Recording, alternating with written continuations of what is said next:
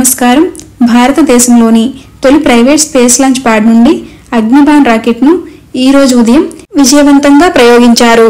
Chennai IIT కేంద్రంగా పనిచేసే Agnikul cosmos సంస్థ అగ్నిబాన్ పేరిట తొలిసారి సబ్ ఆర్బిటాల్ టెక్నాలజీ డెమాన్స్ట్రేటర్ ప్రయోగాన్ని చేసింది. అగ్నిబాన్లో తొలిసారి semi cryogenic engine, liquid engine, control ఫ్లైట్లను ఉంచారు.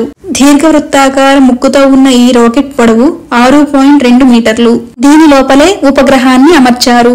ఈ రాకెట్ లో తొలిసారి ఇథర్నెట్ ఆధారంగా పనిచేసే ఏవియానిక్స్ వ్యవస్థను వాడారు. పూర్తిగా దేశీయంగా అభివృద్ధి చేసిన ఆటో పైలట్ కంట్రోల్ సిస్టమ్ ను వినియోగించారు. ప్రపంచంలోనే తొలిసారి తయారు చేసిన single piece 3D printed semi cryogenic engine ను అమర్చారు. దీనిపైన అగ్నికుల్ సంస్థకు పేటెంట్ ఉంది. ఇది సబ్కూల్ ద్రవ ఆక్సిజన్ ఆధారంగా ఒక స్టేజీలోనే పనిచేసింది. ఏదైనా కారణంగా ప్రయోగం అదుపు తప్పితే తక్షణమే దానిని నాశనం చేసేలా ఇస్రో అభివృద్ధి చేసిన ఫ్లైట్ టెర్మినేషన్ వ్యవస్థను కూడా అమర్చారు. 300 కిలోల లోపు బరువున్న ఉపగ్రహాల ప్రయోగాలకు అవకాశాలు దొరకవు కనుక అగ్నికుల్ నిర్మించిన రాకెట్ సరిపోతుందని భావిస్తున్నారు. ఈ రాకెట్ ప్రయోగం శ్రీహరికోటలోని సతీష్ ధావన్ స్పేస్ సెంటర్ లో ఏర్పాటు చేసిన తొలి ప్రైవేట్ లాంచ్ ప్యాడ్ ALP-01 వేదికగా ఈ రోజు ఉదయం 7:15 జరిగింది. ఈ ప్రయోగం నెల క్రితమే జరగాల్సి ఉండగా 4 సార్లు వాయిదా పడి 5వ సారి విజయవంతమైంది.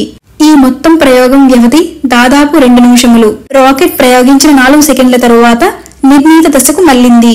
1 నిమిషం 29 సెకండ్ల సమయానికి నిర్దేశిత ప్రదేశానికి చేరుకొని ప్రయోగం ముగిశాక సముద్రంలో కూలిపోయింది. అగ్నికుల్ ఇంజన్ ఆకారం విశ్లేషించి మెరుగుపరచడానికి ఈ 2 నిమిషాల పరీక్ష ఉపయోగపడుతుందని చెప్తున్నారు. ఇస్రో చైర్మన్ సోమనాథ్ అగ్నికుల్ సంస్థను అభినందించారు.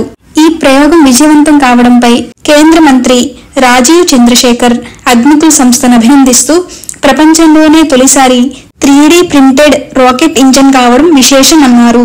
స్వస్తి.